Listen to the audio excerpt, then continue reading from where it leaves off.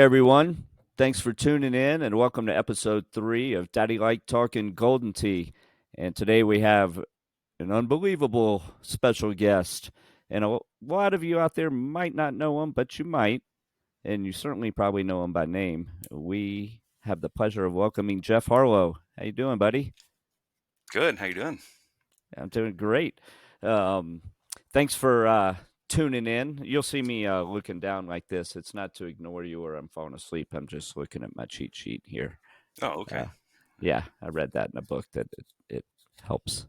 Um, all right, well, let's start with the absolute basics. Where do you currently reside? I am just outside of St. Louis, Missouri. Just Right bought a on. house out here about 5 years ago. I've been in the St. Louis area my whole life, but we moved out to a quieter area about 5 years ago. Ah, Uh, are you yeah. are you a cul-de-sac like me? Sort of. The entire neighborhood's a cul-de-sac. There's like five or six streets, but it's one way in, one way out. I like it like that. Oh yeah, It's yeah, it yeah. stays pretty quiet. So, You got to go. You got a gate, right? Like the NFL players. sure. No, not quite like that. We're getting there. We'll um, reach gated community status one of these days. yeah, absolutely. A couple more world championships under your belt. Oh, good Lord. It's been 20 years. um, where do you normally play GT? I usually play it, well, I always play down at the Powercade. That's the place that Evan runs. Watches Paige and Evan have their machines there, and Russ. I exclusively play there. I don't do evenings out or anything. I'm pretty antisocial when it comes to Golden Tea. I play early in the mornings for a few hours and I'm done. So, Ah, um, yeah, I stopped in there in the last St. Louis tournament. Went there late night with Liddell, and he was telling me that usually, yeah, like in the daytime, that like Evan and JoJo will be there, and right. they're all business. Like there's no socializing; they're just doing their thing, playing, Yeah. you know, getting their paychecks. I guess I didn't realize that Evan was, or maybe I did, and I forgot that he was co-owner of that place or Yeah. Yeah. something or other. Right. That's cool. How long has that place been open? I want to say since 2016 ish, Is that maybe even when earlier. It's been a good 7 8 years, maybe longer. was that? Did that coincide with when IT changed the rules about being able to own your machine that you played on and stuff like that? I imagine so. Yeah, I don't really remember when that happened, but the machine that I used to be part owner of, I gave that up probably in 2012 or 13 because of that. They said, it's not cool. I was like, that's fine. I didn't really play on it anyway. And then I think just a couple years after that is when they sort of relaxed on that stuff. So Yeah. There's always a way around stuff. Not without breaking the rules, sure, yeah. just rephrasing the wording, I guess. Um, let's see, what was my oh, uh, I sort of know the answer to this question, but I think a lot of people might not. Um, do you? Well, maybe I don't. Are you are you currently full time gig? I know you used to be, and tell the people what you used to do if you're not still doing it. Uh, well, I made bagels for about 27 years, pretty much my entire adult life. And I quit. It's been about 2 years ago. They've since closed down. Uh, Uh, so after that, I went to, I wouldn't say full time Golden Tea because I only play about, 16 to 24 hours a week. But that was my main source of income. Uh, Gave me time to kind of just refocus. And I recently finished a certification for medical coding. So now I'm in the job hunt. oh, Uh, nice. Medical coding. yeah, yeah. What does So that mean? So there will be an operative report from a doctor's office or a hospital, and what I would do is find the code for the illness, the procedure, and then hand that off to billing. Uh, so I would be the sort of the go between the provider and the insurance company. I'm the one that would outline, well, not outline, they outline it, but I provide the codes. Yeah, well, but it goes along with my previous thing that Golden Tee players are smart, because that sounds like you got to be smart to do. It certainly took a lot of work as far as studying. I mean, I crammed in anatomy, physiology, pathophysiology, all these things in like 5 months. I mean, it was cool. I kind of had a handle on a lot of it to begin with, um, but not in any kind of professional capacity. But I forgot what it's like to study. It's much different Yeah, I at don't. almost 50 rather than in your teen years. I mean, I Yeah, would kind of walk around the house like a zombie some days. I'm like, there's too much. I'm full. My yeah, brain's yeah. full. I can't do Path, this. yeah. Shit, you said the word pathophysiology. That I don't even know if I said it right. I was like, good lord, I don't even know what that word is. Well, what's cool about it is it's kind of like doing a puzzle in a way. Um, the difference is like if you are doing a puzzle, like a crossword puzzle, and you get it wrong, you just erase it, start over, or throw it away and do the next one. If I get something wrong, it could be the difference between somebody paying way too much money or not enough. It's there's a little more at stake in this puzzle. So, Yeah, yeah. but I'm Um, looking forward to doing it. It's very interesting, and like you said, I mean, you're the one that said it, not me. Golden Tee players are smart. Um, I certainly it takes a certain amount of intelligence to do the coding, but just grinding it out. I can't imagine going back to school right now. I mean, I feel like I guess I'd be better and worse. I would be better in that I would know how to study better than I did when I was in college, because it was just I Oh yeah, studied as little as possible to get by. sure. But at the same time, I also had the threat of my mom looming behind me, and with no one behind that besides my own self, I don't know if I would be as driven. So it'd be like, well, do I study for this test, or do I go play Golden Tee today?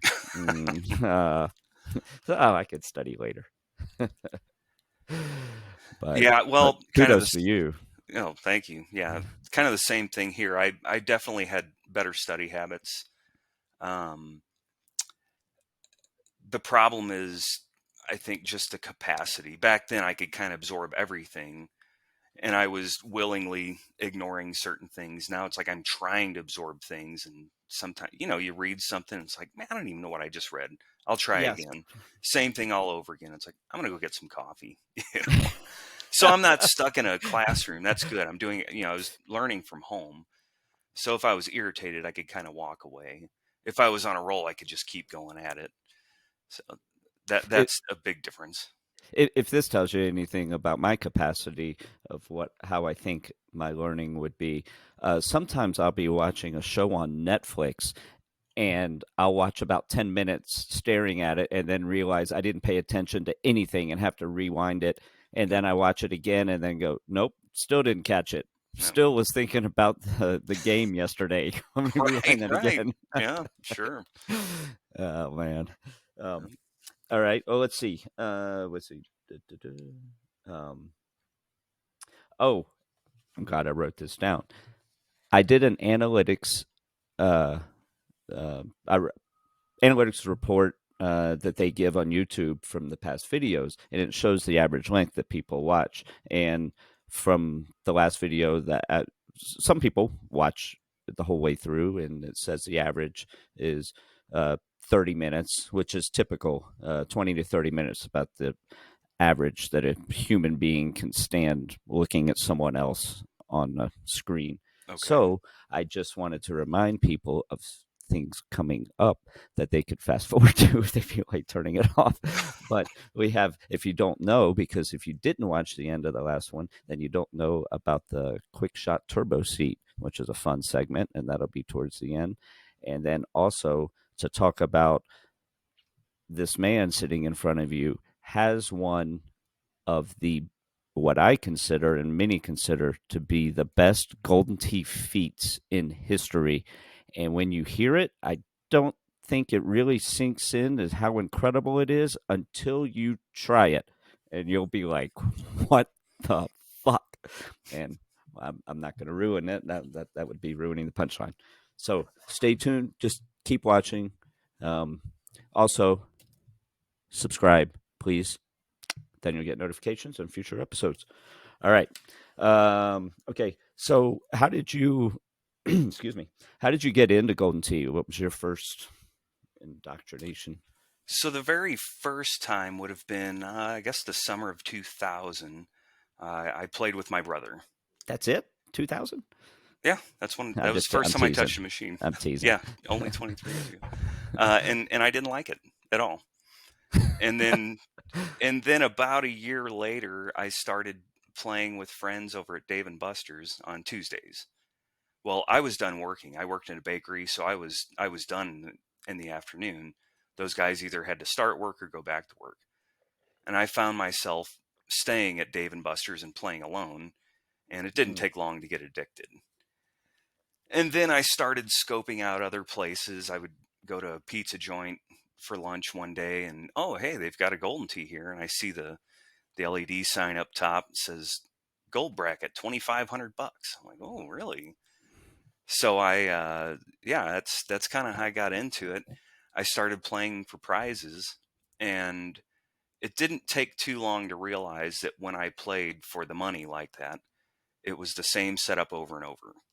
I played it and I was like, oh, that was terrible. I'm going to try it again. And I'm like, this looks yeah, familiar. that's familiar. There's something really familiar. I did it again and I was like, man. So I did it a third time, and, I played clean. And I guess at some point I figured out that I had won $25 or something, because I would have been in the bronze, and I came in, I don't know. So I don't even remember if it was Yeah. top five, first place, whatever it was. And I was like, huh, I think I can do this. So it was the next month or a month later or 2 months later. Uh, I was bumped up to silver bracket, tried again, won some money. And Bump it yeah, up. right. And before long, I was in gold, and I had it figured out pretty well. What I didn't know how to do was kind of play blind. I could play the game, but I didn't understand the ins and outs. I just knew if I did this exact thing, it did the exact same thing every time. Pull the ball all the way over to the C, hit it straight, keeps going to the same spot. I'm like, huh, that's pretty cool. You were playing Fools in 2000? Yeah, well, okay, this is probably 2002 when I discovered the prize stuff. But yeah, I mean, I was just doing what it said on the deck.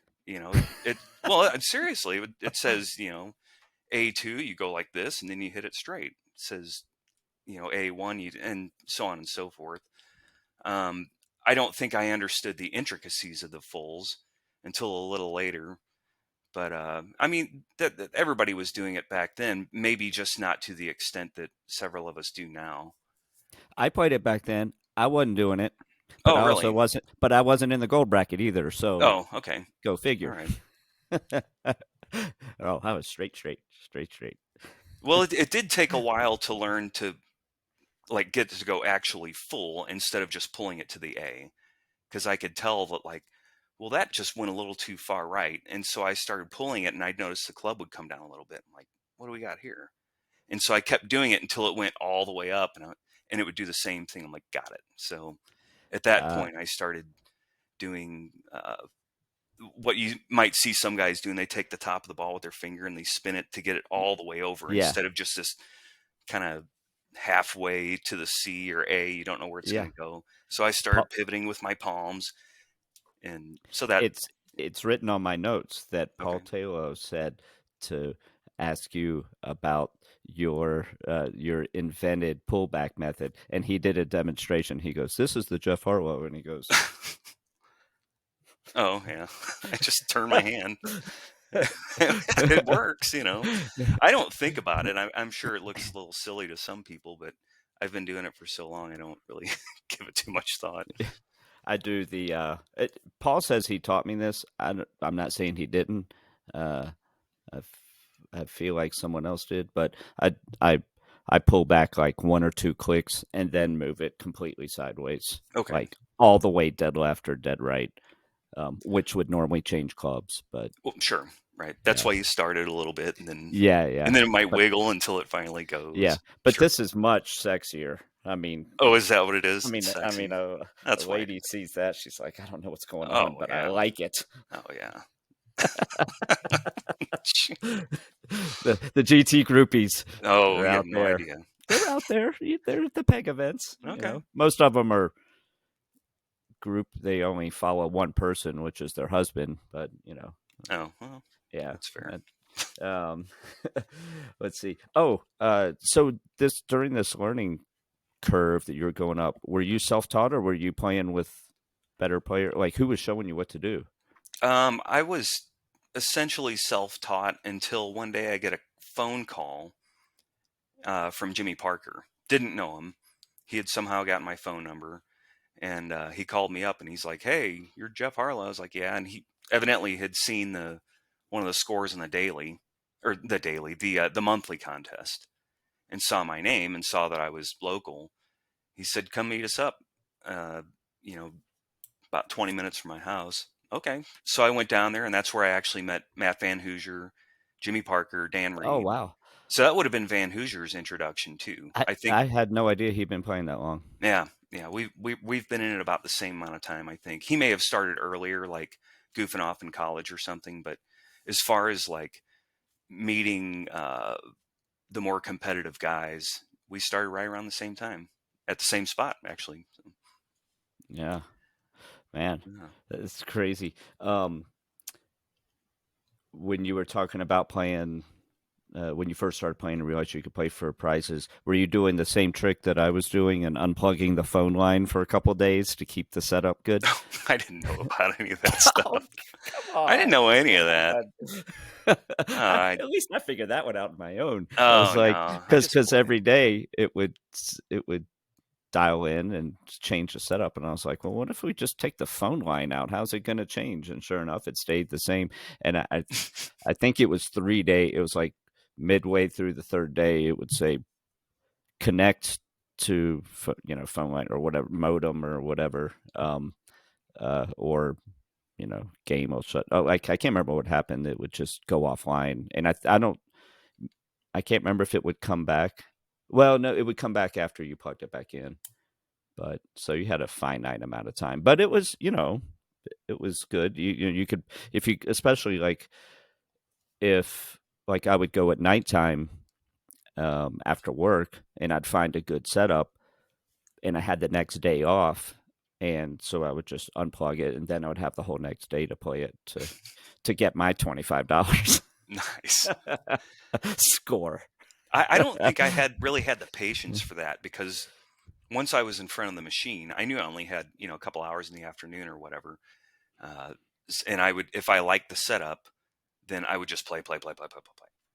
If Yeah, I didn't like the setup and I knew pretty quickly, then I just wouldn't mess with it. I'd play rounds of 18 and do other stuff until I finally found a setup, or might get a phone call from Jimmy saying, "Hey, it's a good setup today. Let's meet up or whatever." But yeah, I wouldn't have thought to unplug the phone line and yeah. hang on to that setup. I had to get it right then and there. I would sit there and bang on it for 2-3 hours if I had to. Obsessive compulsive we Oh, are. absolutely, absolutely. That's the recipe for a great golden tea. Speaking of phone calls, I didn't even have this on my sheet. It just came to me. I was not in the loop and I didn't know anything about it, but I've heard all the stories. Did you cash in on Tommy Tuesday? I did. I hit. Oh my goodness, I think I should know this. I think I hit three. Was For it the three? people for the Okay. people who have no idea what I'm talking about, fill them in, please. Okay. So this is going back. Well, it's been about 20 years now, I think. Uh, hole 8 of Heartland Creek. I think I got that right. Uh, you could play against what they called the shadow, where you were playing against a round that was pre-recorded, They would hit the shot, you'd hit the shot. They'd hit the shot, you'd hit the shot. And for some unknown reason, they decided to put the hole in win on the shadow. So what that meant was that you had repeatable conditions. Every time you played the shadow round, it was the same thing over and over. Well, it turns out that hole 8 of Heartland Creek was going for $1,000.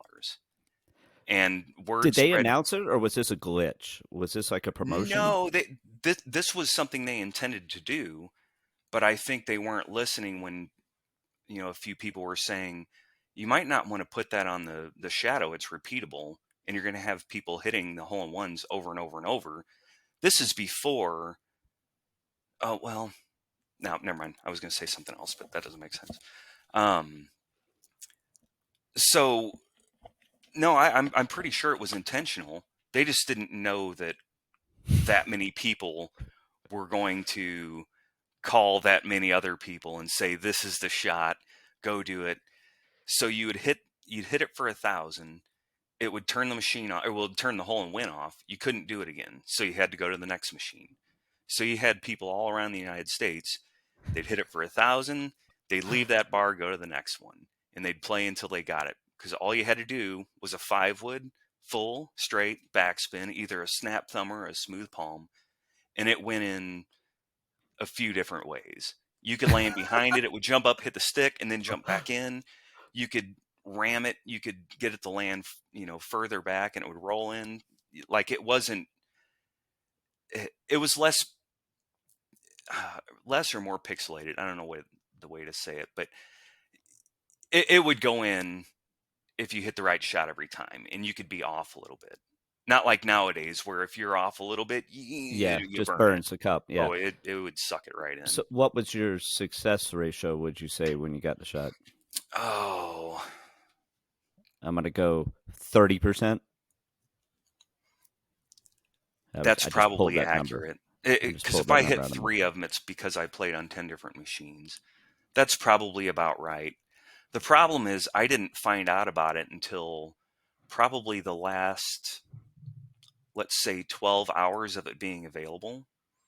How Because long was it available? it went on for probably 2-ish days. Holy Because, cow! well, machines It was called in called at Tommy different Tuesday. times. Well, it was called Tommy Tuesday, but I believe it bled into Wednesday. So I guess because some machines called in at different times than others, you might have had the Tommy Tuesday setup, or you got the Steve Tyree setup, which was a different course. And if you logged in to play the Shadow, and you could see it was Stephen Tyree, you just walked away, because you knew it was going to be at best a $54 hole or something. So Stephen Tyree was. You're he was losing an me. Ohio player. He played with Dean Yeah, Lecoq yeah. years ago. But what do you So mean he if had you the said? Shadow the following day. So the Shadow changed each day. Oh, it So wasn't like a Tommy, John Daly. It was a real player who would hit the shot. yes, yes. Oh, so So you so saw that's why exactly what they did. You it's saw, called Tommy Tuesday because the guy that hit it, his name was Tommy. yeah, yeah. Tommy Campbell, Turbo, Oh, ah, yeah. Sorry, I wish we could like do it all over again. I explained it better. no, no. Well, you probably I'm just explaining like assumed. everybody knows what I'm talking about. Yeah. Well, I mean, I always knew it as Tommy Tuesday. I just didn't know why it was called that. Yeah, I was yeah. It like, was. maybe some guy from IT was the guy who came up with this idea. His name was Tommy, and let's give away $1,000. Oh, nope, nope. He gave away a lot more than 1,000. Yeah, How much did they pay out? Did the rumors, or I don't know I if there was. believe it was 1.1 million, Oh my god! and I believe it was also Oh my god! similar to the amount that they had made up to that point in hole and win. Because it cost, was it 50 cents for a par 3 and $1 for a par 4. This is just what I've heard, but Yeah. So I how? feel like it's pretty accurate. So if you found a machine and then you played around, how often would you get the hole and win on that hole? Probably, I want to say anywhere between half and a third. because there were 3 holes I believe that it would offer on. The last hole was hole All 18 was one of them. all of them for 1,000? No, Oh, no, hole oh, 18 went for, I don't know, like oh. So $78 or I something see. like that. So you might get hole 18 instead of hole 8. Right. So if you didn't get hole 8, some people would just quit, start over. Sure, yeah, I would. Um, I think, like if we were at a location that had 2 machines and one of them got turned off, you might go ahead and finish up and see if you could hit 18, which probably wasn't the brightest thing, but Yeah, it's the nobody Gold ever Tea accused players. me of being that smart. um, so what was? Oh, I lost my train of thought. Um, oh, could you play four-player games I, like you individually? yeah, Like, oh man, could you swipe your card in 4 times, or would you have to have like three different cards, like different names on them, like play for your buddy type thing? ooh, I can't remember. I think you could play a few people. Because that would increase your odds of getting at least one. Sure, I mean, one person should get it each time you right, play. right. I guess we could have. I'm not sure. Oh man, I don't remember. We were too busy like going as fast as we could, afraid it was going to go away. So we just fire up around, get the whole 8. Nope, try it again, get it, leave.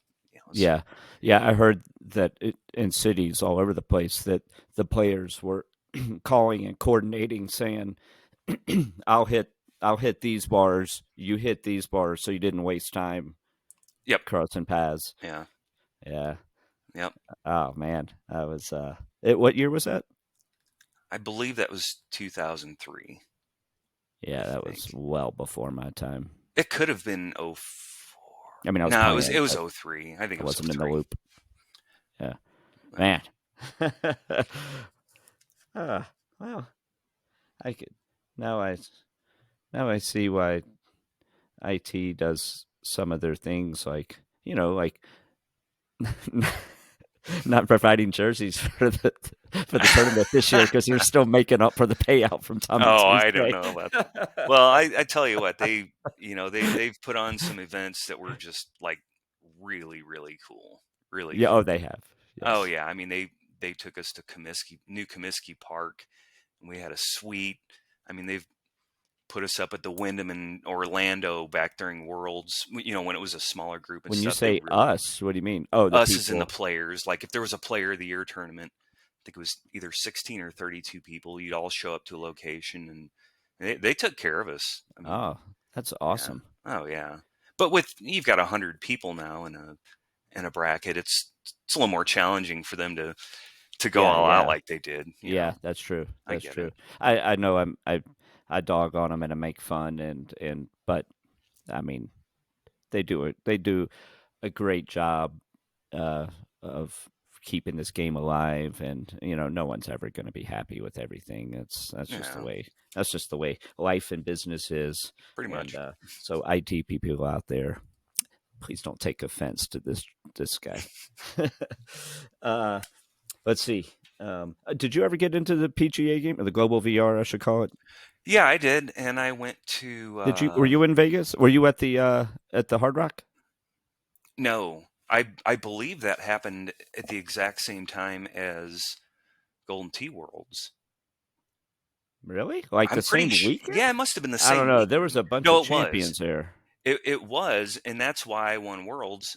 Not why I won Worlds, but it's because it was a smaller group of people. Kinsler wasn't there. Ryan Bourgeois True. wasn't there. Dan Reed wasn't there. Dayton Root. Several guys that could have certainly made the world team and made it more difficult for me.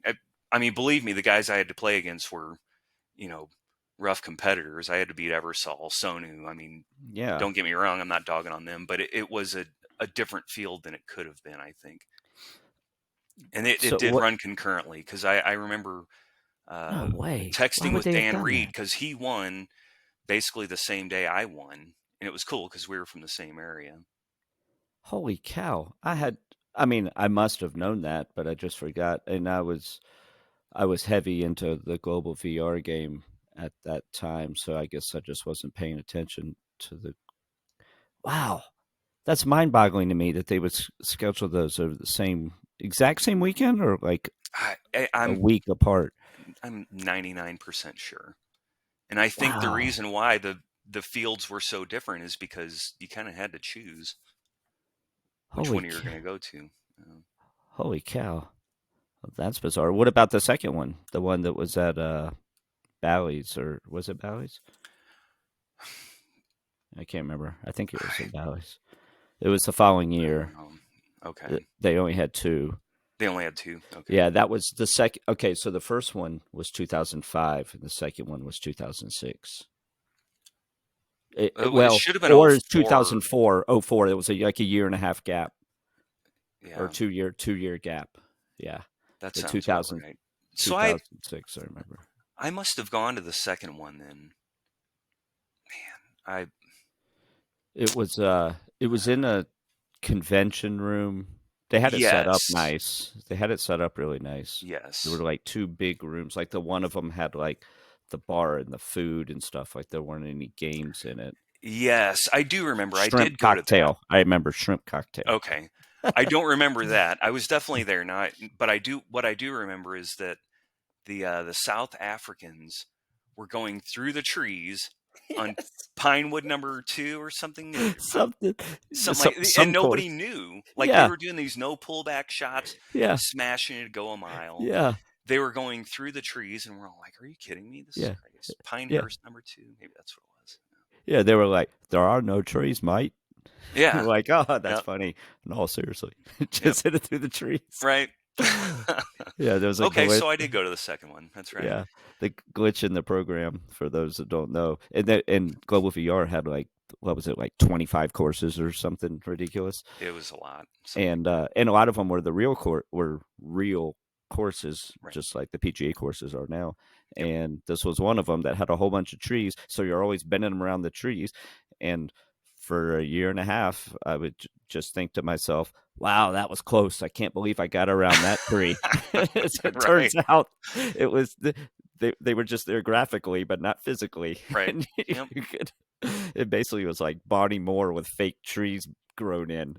Yep. And so they told everyone like the night before the world started, and then the global VR people had no idea, and so they like took that course right out of the mix. I guess I don't remember that. I did so bad. I think Predator kicked my butt. Oh, that was a fun course. That Yeah, was their fun. their fake courses were fun. That's They for were sure. fun. Well, you Yeah, had to hammer it, and I didn't have a hammer. Like, yeah, because there was no governor really on it. I don't think. at all. I No. don't think so. I mean, if you were tall and had a long arm and could smash it, you're gonna go Yep. 50 yards further than me, unless you did that glitchy 3 wood thing, like that Yeah. A2 shot that would go like 500 yards. But you This. couldn't predict it. Well, it wasn't just a 3 wood. I think it was anything you wanted, but you couldn't predict how far it was going to go. Yeah. It'd Um. just go for a mile. I think I touched on this with Paul, but I I didn't understand how guys were driving greens. I'd never seen a hammer shot until I went to Worlds at the Hard Rock, and I walked in, and all these guys were just like, I was like, what the fuck is going on? And so then over the years, I started, I was doing that because I had to, and then I ended up getting a little like a hairline fracture on my Oh palm, no. and so like I couldn't even do this hard for like 3 months. So I was just using all thumbs, and then when I started doing it again, when I started palming again, it would it would ache, it would hurt, and that's why I started wearing a glove.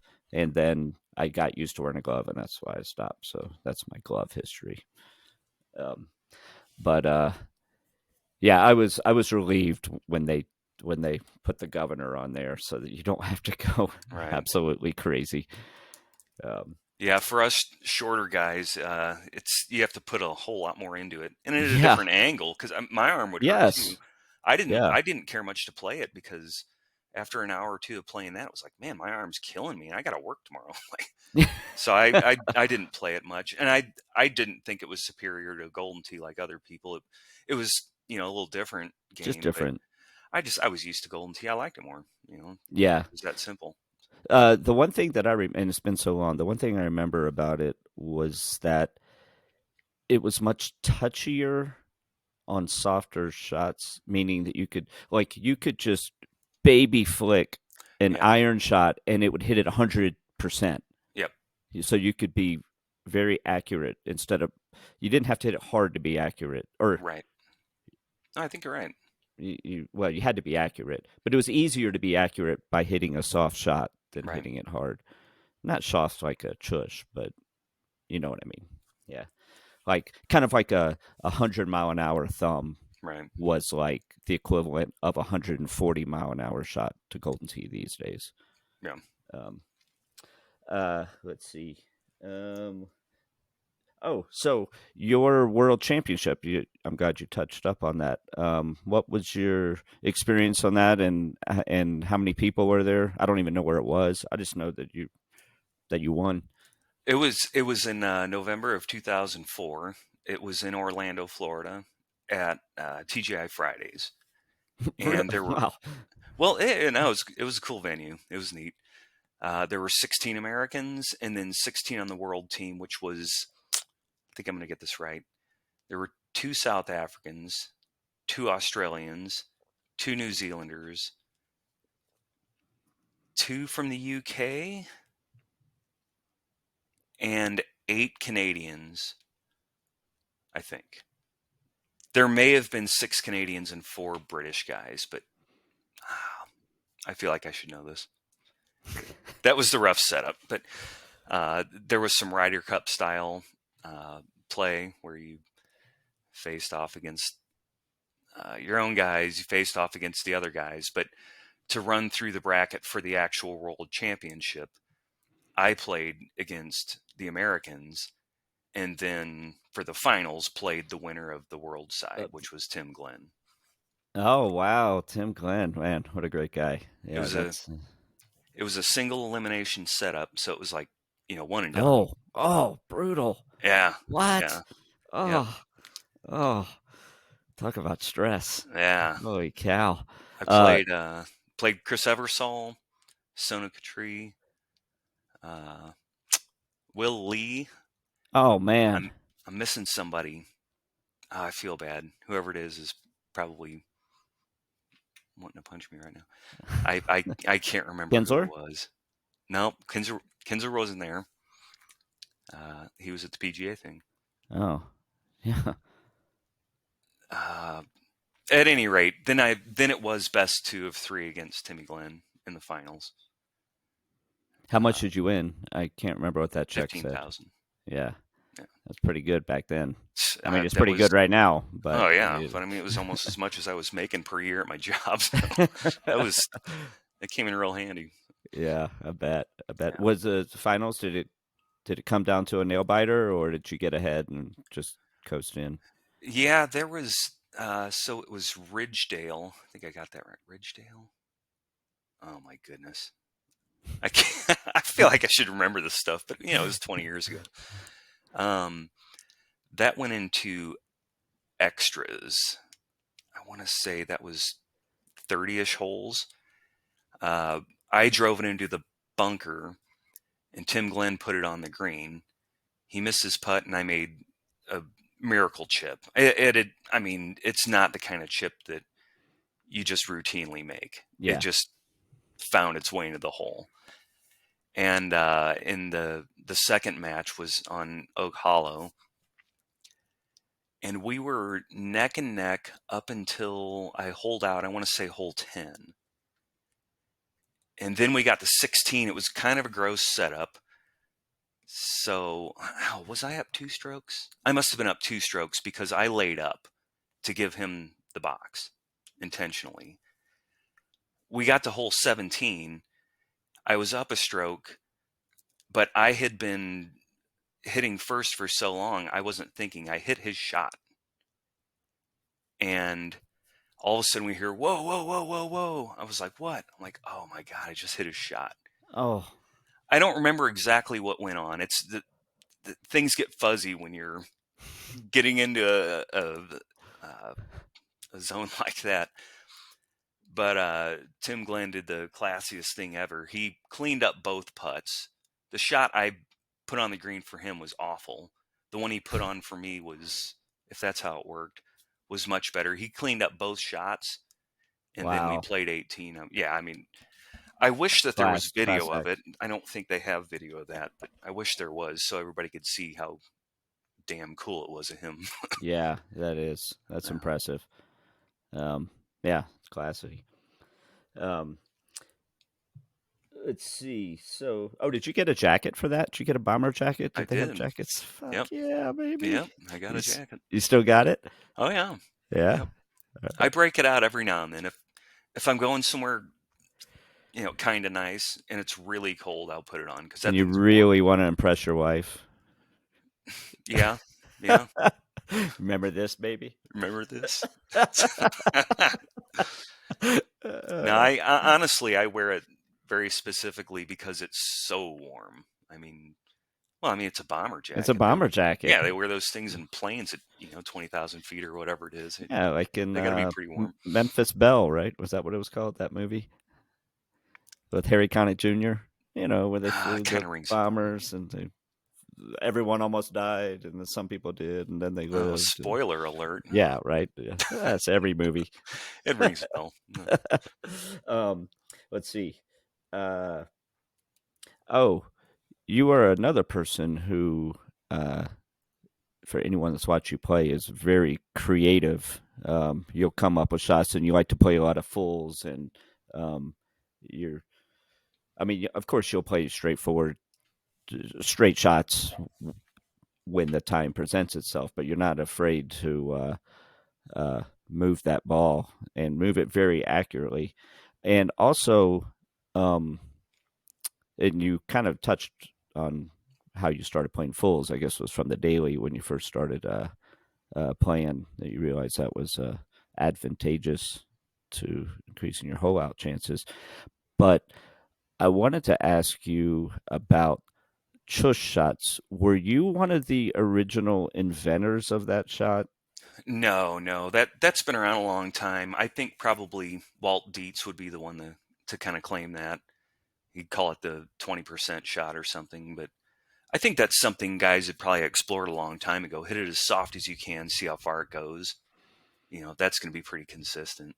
Were Because you the For some reason I have this vague recollection uh, of you showing me, or maybe someone telling me that you showed them, of you placing your palm on top of the ball and just yeah, falling forward. yeah, that's one of my chush shots. Yeah. Yeah, I've tried that, and it is, when I say it doesn't work, it looks like I'm intentionally trying to hit it to the A or Oh the boy. one. Okay. It just goes so sideways. Oh no. I'm exaggerating, of course, but I cannot do that on a straight line. It's out of my Well, it's realm. I mean really I put my hand on the ball and I lean forward kind of, but I also I point at the pin at the same time. Point with your middle finger or your Yeah, index. well, yeah, with my middle finger. I mean, the whole point is just to like Fall forward. go straight, of course. But I guess ideally I'm just pointing straight at the pin. Is that still the way Hey, you it's tush? I have a few different chushes. I'd say the most accurate, as far as going dead straight, is putting my thumbs down on the back side of the ball and punching down. That one I get straight the most, but it's also the slowest Oh, chush. oh, I see. And It's the that one two. I'm not crazy about. So it's the two thumbed approach of what mouth does with one thumb. Is that correct? Yeah, yeah, yeah. Yeah. Yep. That's the one you can get 35 miles an hour, which I guess is the minimum. If Chris Yeah. Brewer is listening, we talked about this one day, and I swore that you could get it slower. I was wrong. Sorry, Chris, I was wrong. 35. That's my minimum anyway. I would like to have seen you just trying that for hours. I know I got 34. I know Damn it. I did. Damn I it. know it. Uh, that one to me is the one that I can get straight the most, but it's really you really just need a flat surface for that. If I'm trying to jump over something, that's when I come from behind the ball or I push. So I go for that 40 or 45 Yeah. mile an hour shot. Yeah. I have tried all sorts of different methods, and I've tried that with two thumbs on the back of the ball. And for some reason, one thumb gets a little dominant. And Yeah. so I'm the school of thought of putting my thumbs on the back of the ball and just doot, doot, doot. That's what I do. But that's one thing about that shot. There are a lot of different techniques. That's for Sure. sure. Um, whatever is accurate. I try to tell friends of mine here in Denver. I was like, you got to learn the shot, and they're just like, oh, they watch me do it over and over again, and they're like, oh boy, that's cool. I don't know how you do that. I'm like, well, just practice it. Like, it's Right. not rocket science. It's just, Right. it's a trackball. Move it, move the Yep. trackball the way you want to. You know, this isn't. It's not. That's the one shot that is.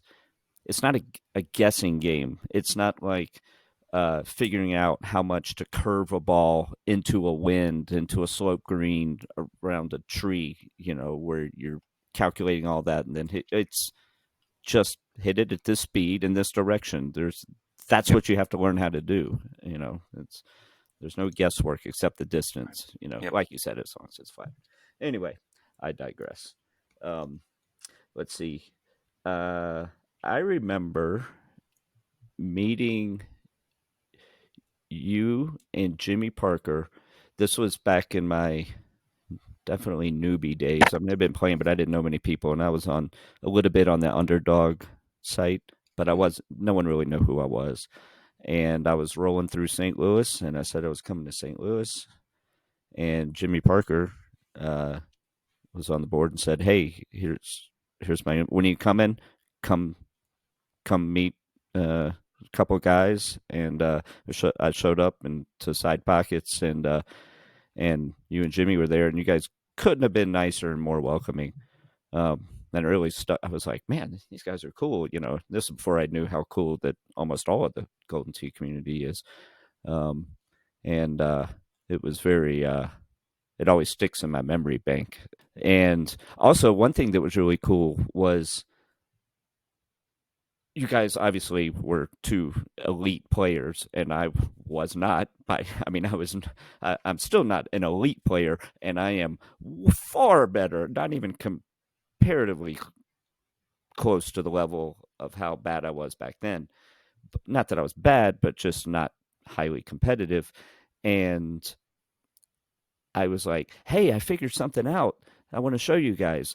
And it was, looking back on it, it's funny, but it was like eye opening to me. And it was, hey, if you pull it back at an angle, and you pull it back like at this angle, and you hit it straight forward to the two, it doesn't take much distance off. But if you change these vectors so that your forward is not going to the two, it's going a little bit out, it takes much more distance off. And obviously you guys knew this, but when I said, hey, I figured something out, you guys both, like, not like you weren't blowing smoke up my ass. You both, like, just kind of leaned in, like eager to hear what I had to say, just in case, like, I all of a sudden did that. Where, in other sports, I'm thinking of pool in particular, when someone says to a better player, says, "Oh, let me show you this shot," they'll be like, "Uh, okay," maybe listen to them, but with, kind of when I like, you're not going to show me anything. But you get, that was just, it was just another thing that was cool. Like, you treated treated me like I was there was a potential that I knew what I was, that I knew something you didn't. But that was Well, cool. sure. Hopefully, we didn't like try to talk you into money games that you didn't want to play. I don't think so. Okay. Well, to tell you the truth, I think we might have gambled, but you gave me strokes for sure. Okay. I remember you guys bought me beers. I remember that. That was cool. You picked up my tab, and I remember there was trivia going on, and we had a team. I remember one of the questions. Uh, it was, besides, um, oh, maybe I can't remember the question. Yes, besides Paul McCartney and Michael Jackson, name the three people who have sold 100. Oh, no, sorry. There was one person. There were three people total, two of them being Paul McCartney and Michael Jackson, that have sold 100 million albums in a band and also as a solo artist. And who was the third? I do remember this question. I'm not sure if I remember the answer, but uh, I it wasn't somehow any of. I pulled the answer out of my butt. It was not any of the Eagles. I don't think. No, that's not a bad guess. Someone on our team. I think Jimmy Parker might have suggested Sting, and I was like, I don't think it was Sting. I don't think he sold 100 million solo. It's around the same time era, though. Oh, like it like so it was like an '80s thing, Yeah, not yeah, Stevie yeah. Nicks or something. No, no. All right, we'll break the suspense to the people at Okay. home. Don't turn off the video. It's Phil Collins Oh, Phil from Collins. Okay. Genesis. All Yeah, right. yeah, yeah, yeah, Nice. yeah. So anyway, I remember that. Side Pockets was also a great venue for the that PCC 2. Yeah. Was that the second one? Yeah. Yeah, 2008. Is that right? Oh 08. Yeah. yeah.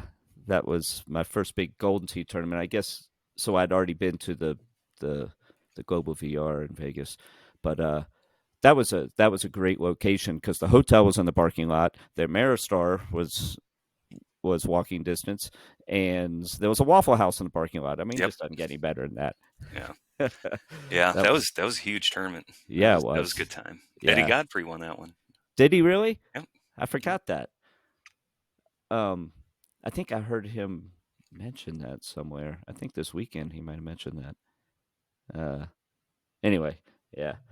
Um, let's see. Okay.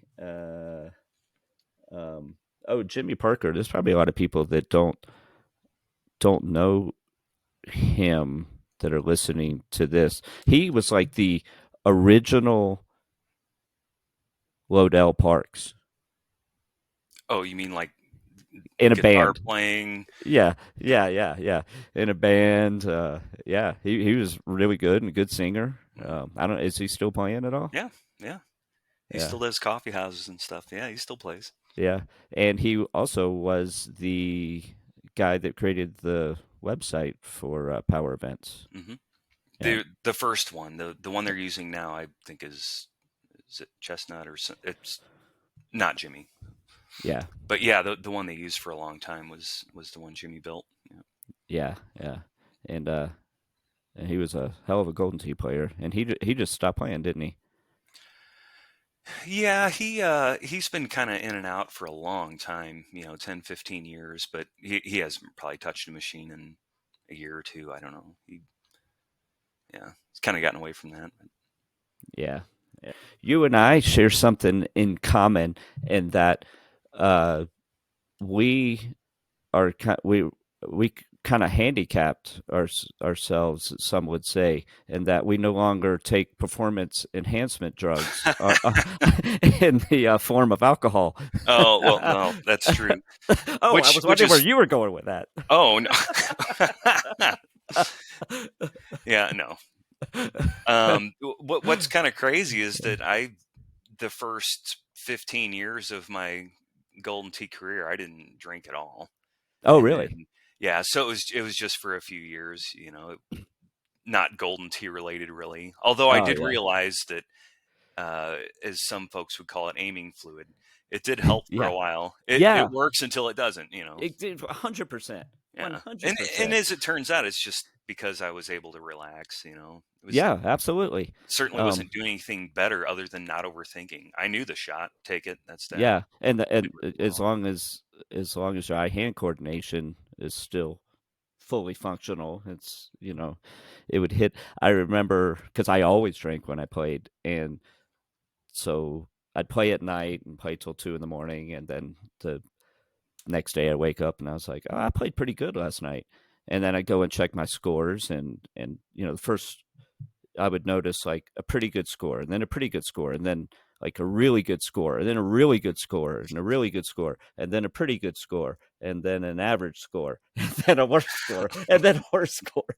And then like the last couple of the nights were like 17 under. And I was like, I don't remember. I mean, not that I blacked out, but it just at the time it feels like I wasn't making, maybe I just made one mistake. Apparently I was making lots of mistakes. Yeah. It's not conducive to a live tournament and playing all day long. Right. Oh yeah. So it's definitely. nicer being able to keep knowing that I'll be playing the same all day long, or at the very least, probably better Yeah, yeah. as the day goes on. But some people can still. It's interesting watching people, like for example at the World Championships this last weekend, um, watching the players that chose to drink and some that didn't. It I feel like that probably more people were sipping on drinks during the qualifier than they were during head to head. I don't know. I I don't have any facts to base that up. I could see that, but I think probably the guys that are drinking Saturday, Sunday, part of it is maybe to try to get back up to feeling somewhat human again, because they've Yeah, been really yeah, pouring on a Friday night. yeah, So I yeah. don't know how much of it is keeping keeping your nerves calm as it is trying to stave off the DTs or something. Well, the guys that it seems like the guys that had a legitimate chance at winning seem to be on pretty good behavior in that Yeah. aspect because I mean they're potentially winning a lot of money, so Oh, I think their thought is I can be hungover after this is all over right. instead of before. But yeah, but in Vegas, you just never know, Yeah. Yeah.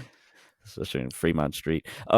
Now when during qualifier, you were playing in a qualifying event, but and then you said that you couldn't go, and you played under not going or something like that. I did. Yeah. I Well, first of all, when I got into an event, I had been avoiding the events because I hadn't really been playing the PGA machine, and I saw events pop up on the live machine. Oh, cool! Or on the legacy machine. Cool! I'm gonna play, and I get probably 5 or 8 games deep, and it occurs to me, I'm like, oh, I'm playing in the qualifier. Great. I was intentionally not trying to bump anyone off, Yeah, yeah, and I'm like, it didn't occur to me that there would be qualifying on a legacy, and I thought qualifying was done. I wasn't paying close attention because I knew I wasn't going. Um, so anyway, yeah. Sorry if that screwed anybody, but definitely not the intention. But it was like, and then I had been avoiding it for so long, and the par three thing came up. I'm like, this is my jam. This is one I love. I got to do it. yeah, And it's like, crap. Now I'm already kind of deep into this. I'm just gonna keep going. I'm like, yeah, yeah. Um, Now, outside of St. Louis, I haven't seen you in a tournament in a long time. Are you going to try to travel to any, or is that just kind of a past life that you're not going to revisit? yeah, it's kind of. I mean, I may do an event here and there, including Worlds at some point, but I just don't travel much. When I do, it's just to go on vacation with my wife. It's, I speak on behalf of probably everyone there that they would love to have you at the Worlds. Um, uh, so hope you do choose to do that at some point. Oh, a vacation with your wife, Vegas, baby. yeah, I've had enough Vegas in my time. I don't know. I may make it out there one day, but if they do Worlds in Chicago or something, That's I'll the do word on that. the street. That's the I word on would the like street that. for I'd really next like year. that. I don't see why not. I mean, Vegas. I mean, just my personal opinion, a little overrated. I And mean, expensive these days. very Holy expensive. shit. I don't God want to get on a almighty. plane for 4 hours twice. I don't, lose a Yeah. lot of money just because. And of course, I'm going to sit there bored and play some slots and like, Yeah. I'll bump it up You from could win a five lot of cents to money. 10. You can win a lot. Hey, I certainly won a fair amount of money and lost some, but I'm not much of a gambler, so it's like Speaking of flying, Andy Fox said that on the flight back, um, it was supposed you to be a ran out of direct fuel flight. or something. Yeah, they had to land in they had to land in Denver because the fuel was too hot and they ran out. They didn't run out, but they were going to run out. I've never heard of Yeah. such a thing in my life. I mean, it's not like they were flying to Europe Well, and they had to land at JFK. I've heard that I guess if runways get too hot, you don't get enough lift. So I wonder if there were planes that were taking off intentionally with less fuel or something so they could get the lift. I don't know. There's This is plenty of. this is a question for Bob Ludwig. Do you know Bob? I I'm sure I've met him. I know the name. I'm Yeah, terrible putting names to he's faces. been to the St. Louis tournament a number of times. Not when it was at Side Pockets, but when it was at like the other places like Okay. Redbirds and stuff. If you went Hmm. to those, but anyway, great. It's one of my best friends and great guy. But yeah, pilot for American, so he can answer all these questions. Maybe you should instead of me just guessing. This is more fun this way, though. It sure is. I It's mean, all about lift. isn't that how the Golden Tee fan board works anyway? Oh You yeah. just kind of make up stuff and state it as a fact. Hey, it's the days of the internet. You can just Yeah, you it's can on there. say It's anything true. you want. It's all Yeah, true. yeah. It has changed us as a people. It used to be you just said whatever you wanted in your mom's basement and no one heard you, Right. except your mom. Um, okay, now I want to touch about this amazing feat that you did, and Okay. as I remember, or as I remember hearing about it, because I didn't hear it from you, so these are the details that I remember. That on Indigo Mound, that you Ah, played around with nothing but woods and yeah. a putter, no irons, no No irons, irons. Yeah. and shot a 27 under. It was 29, but Oh God! You're it fucking was. killing me, dude. What the fuck? Well, no. Hey, everything went my way. Do you know how hard it is to shoot a 29 on that course with all the clubs? Well, So okay, I'm yes, it was a good round. It was fun. I ruined all woods for everyone, but that course sets up long. It's easy to leave yourself 200 yards out, 250 yards out. There's only a couple times where you really had to. I keep bumping the mic. Um, there's not many looks where you had to cut it down and get lucky. You just, when you tee off, you make sure you're more than 200 yards out. That's it. Because at the time, it would have been, uh, I was using the high loft set, so I would have been using a 290 driver, a high loft driver. Is that right? mhm. 3 wood, 5 wood, 7 wood, and that was it. That was all we had. That is insane. It Yeah, was fun. people are like 9 wood. Oh, you got a 9 wood. You got an 8 wood. You got a 7 wood. You got a six. So you had a driver, a 3 wood, a 5 wood, and a 7 wood, Yep. and so you had 4 clubs and a putter. Right. And if you got in the What the fringe, you fuck, couldn't dude? putt. You had to chip. So I didn't know how to chip. That's what kept me from getting a 30. that Yeah, that was a good time. What about the par threes though? So I feel like there was only one par 3 that you had to cut down. That can't be I mean, it can be, but it doesn't seem accurate, especially back then. Didn't they have like 130-yard par threes, like 9 irons and stuff? Yeah, I guess. Oh man. I mean, It's been a while since I've played that course. I don't remember, but I feel like there was only twice where I really had to cut something down. But other than that, you just play smart. Guys are used to bombing it off the tee, and I'm like, man, you're bombing it to within like 120 yards to an elevated green. You have no shot at this. I just paid attention. Hey, let's see if I can leave myself 250. And it works out. was this a gambling challenge or what? How It did it come was to a be? it was a 12-man game, and we were playing 2 to 10. Oh God! Oh, It, that was at Indianapolis. That was it. Pretty well paid for my hotel, I think. yeah. There was no cap. I bet. I think we probably capped it. I can't imagine that I was. We had to have capped it. We had to have. I don't know. Did you have did you have like a few hole outs and then get some pars, or did you just you? Um, How many better were you? I don't remember what the setup was on that course. I believe it's set up to a 27, and there is a hole that can be drivable sometimes, like hole 10 or 11. And So you probably didn't go for it because you didn't want to chip no, on I major. went for it because it was, kind of a gettable look. And I'm pretty sure that's the hole that Oh I yeah, that was makes stuck sense. on the fringe and I had to chip a 7 wood. Like, I don't know how to chip a You 7 wood off the you poor fringe. thing. I know. But the course sets up long. It sets up pretty wide open. All of the greens are squares. I don't know if you realize that, but well, I think there's maybe a couple that have little indentations, but they're just big square greens. So it was a good Does game. that make Yes, it easier? it Is does. It that why? certainly does. Hey, if you try all woods on any other course, it's a lot more I difficult. don't want That's the to. one to do it on. I don't want That's the to. course to do it on. It sounds like I'd get about 5 holes in and then DNF. Like this is oh man, that is ridiculously impressive. All right, it has gotten to that point again where we're gonna play the quick shot turbo seat. You're aware of how this works, I'm assuming, since you watched the first one. Yep.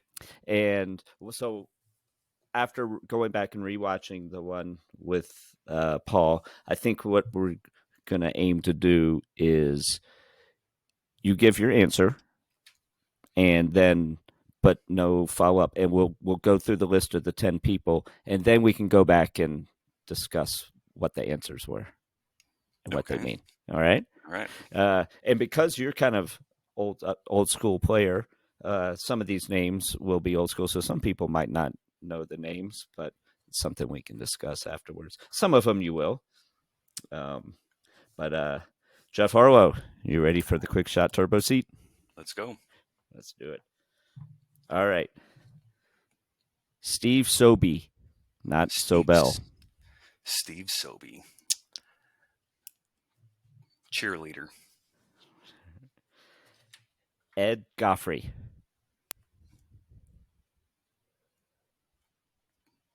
Super nice. Creative. Jimmy Parker. Mentor. Ooh. Russ Layton.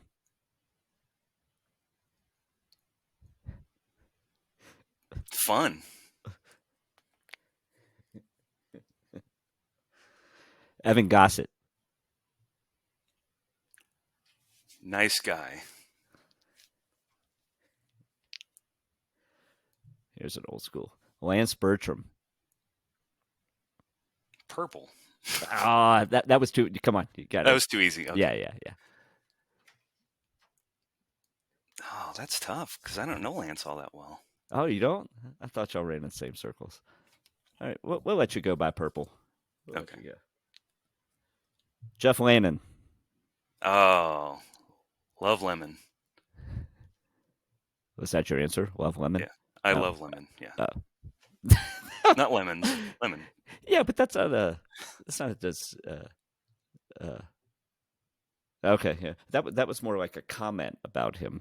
Like, Yeah. I love women. Like, oh, I love that guy. Oh, okay. I'll change my answer. Okay, Damn it. all right. All right. Charlie Sheen.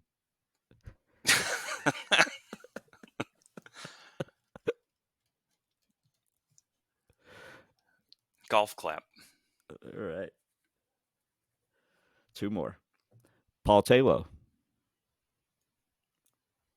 Creative. And one more. Dan Damage Inc. Weiss or Weiss, however you say his last name. Thoughtful. All right. All right. Good job. You made it through the quick shot turbo All seat. right. All right, let's go over some of these answers. Let's see if I can remember them. I can't remember what I had for lunch yesterday. So 20 years from now, I'll be like, yeah, you called Dan Weiss thoughtful. Steve Sobey. I can't remember. Okay, so this is something I call him cheerleader.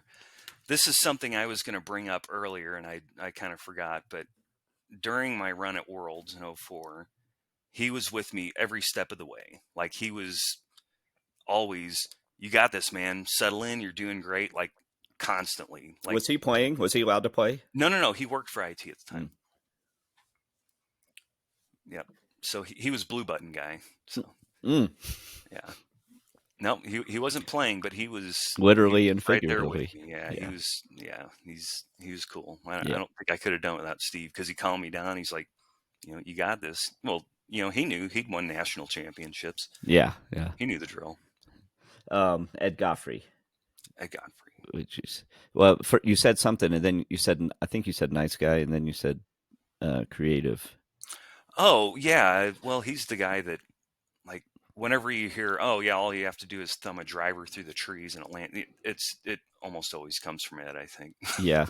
Did I'm assuming you watched the World Championships. Yeah, I did. Did Mhm.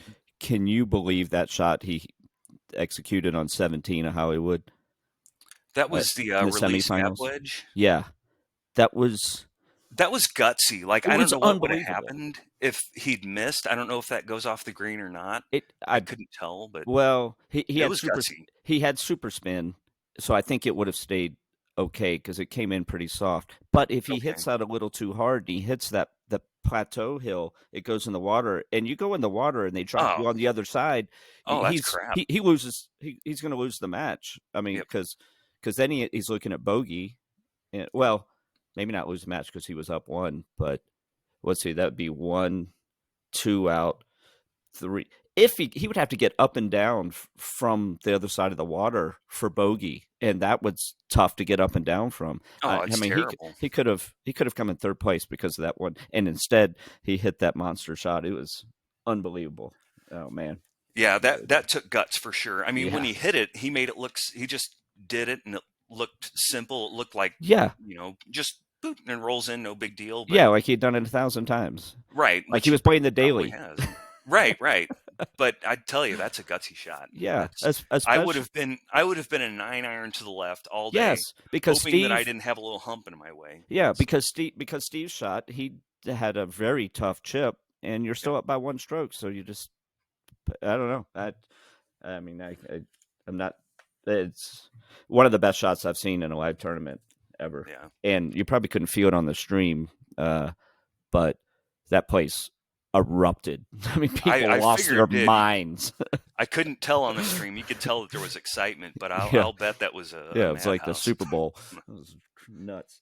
All right, let's see. Jimmy Parker. What did you Oh say? yeah, Jimmy. He taught me everything that I needed to Oh, know your about the mentor. game. Yeah. Yeah, yeah. I mean, he taught me what I needed to know. He took me from just thumbing the ball and full straight and stuff to like actually thinking my way around and learning to cut and the ins and outs of the games and stuff. And he also introduced me to so many people in the game. But Yeah. yeah. Awesome. Um, Russ Layton. What did you say? Oh, fun. Fun. Yeah, I don't see Russ very often at all. I mean, honestly, like 2 or 3 times a year. Maybe text with him a few times a year, especially around football season. But I don't know. He's just easy to be around. He's just fun. Yeah, yeah. I He's love Russ, yeah. and he's very dry humor, which Oh was yeah. right up my alley. Yeah. Yeah. Evan Gossett. Well, I can't remember what you said. I said nice guy, and Why are you laughing? it's kind of an inside thing. So I'll leave it at that. Okay, fair enough. Fair enough. If you ever talk to him, you can ask him. But that's uh, Lance Bertram. oh, I said purple. So Purple. I Yeah, maybe a lot of people don't realize, but he's the correct. reason why it's called a purple bracket. And he's purple because his handle on Underdog was purple 57. I assume that's a Merlot reference. Does that Oh, sound that correct? would make sense. I always wondered that myself. There may be more to it than that, but that's my understanding.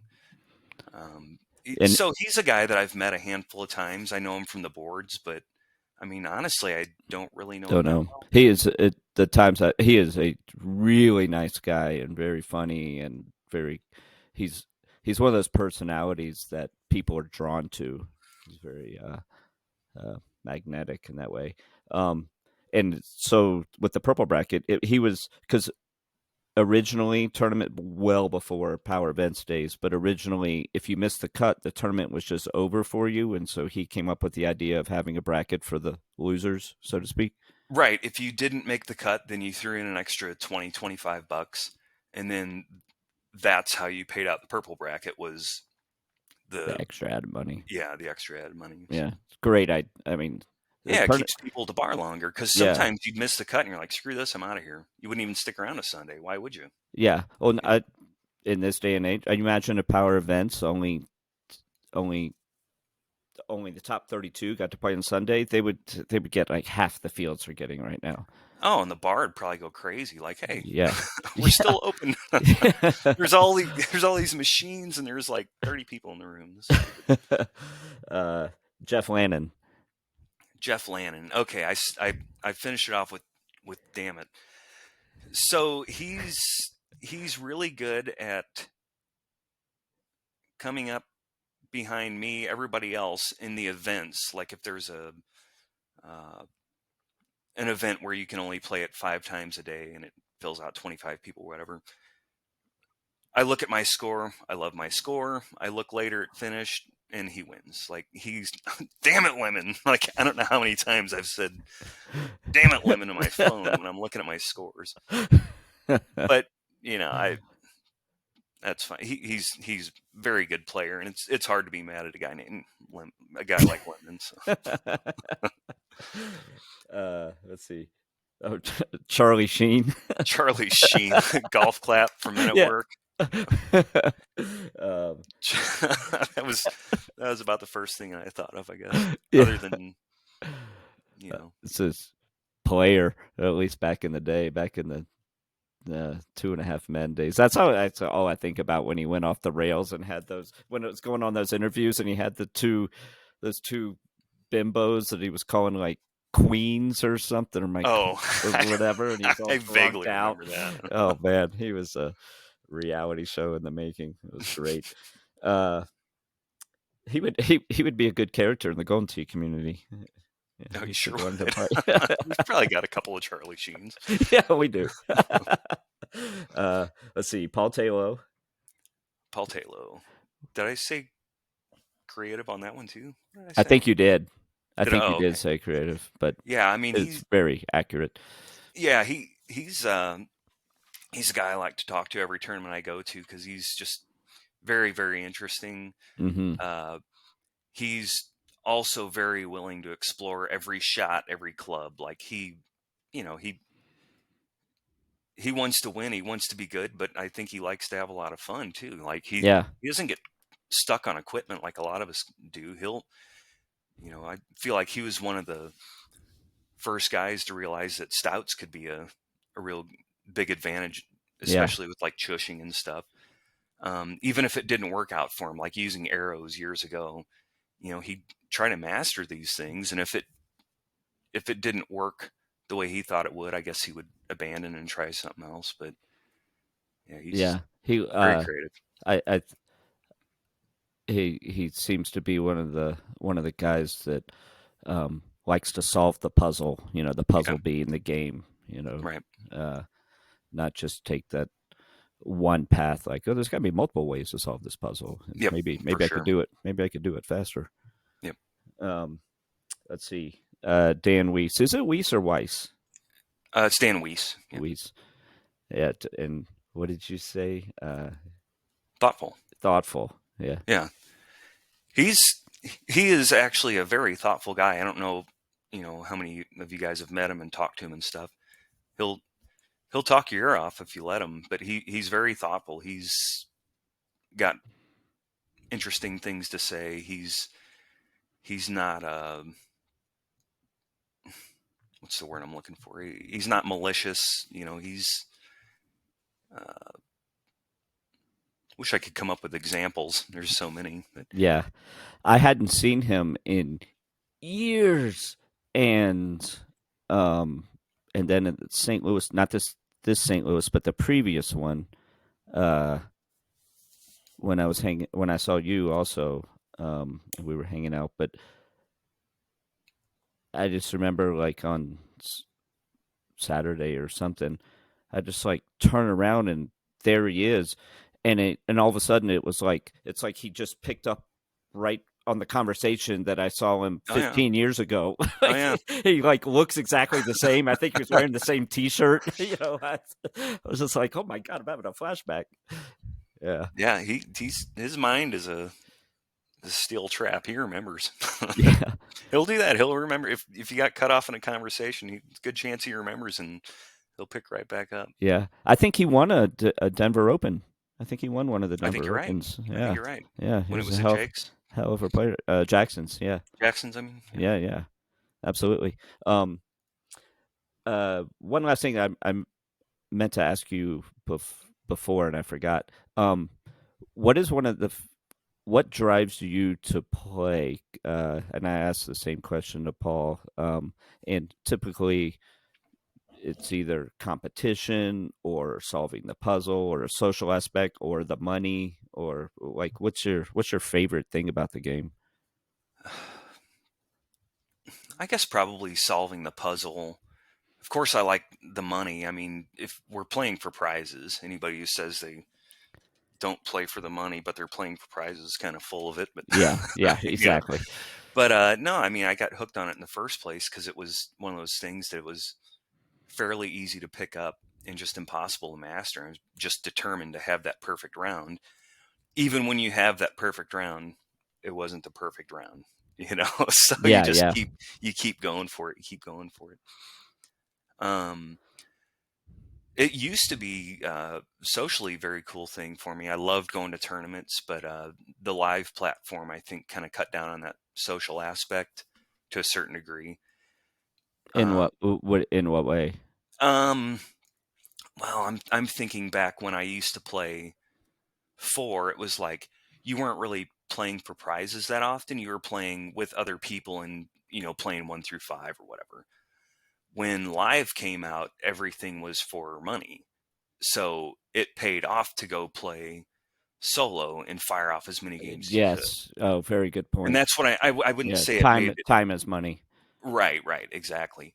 Well, because I worked early in the morning and had the afternoons free, it worked in my benefit because typically people weren't playing in the afternoon. If I wanted to get out and hang out with people, I would have to give up a night at home or stay out too late knowing I had to get up at 3 in the morning. It just never worked very well for me. So socially, yeah, I'm not the best social player for sure. It's nothing against anybody else. It's just kind of circumstance. Yeah, yeah. Well, I would say you fall into that category of someone who has an innate talent for it. You can, I feel that you can pick those people out, the people that had to work incredibly hard and the people that it came easy to. And I think it came, not that it came easy to you, but it just came easier, faster to you than maybe other people who have had to, you know, put in more work and effort to increase to a higher level. And, you know, it's just a given talent, and you've Yeah, captivated on it, and hopefully you start making more rounds to the live tournaments. Um, I'll get out to one of them one of these days. Not yeah, anytime soon, but yeah.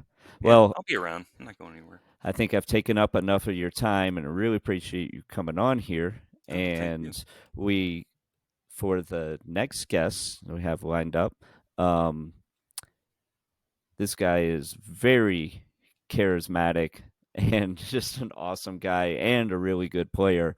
And we have the pleasure of Al Zarel on the next one. Oh, That will nice. be that should be a good one and a fun one. Hopefully he'll come up with some some good stories. He's always got stories.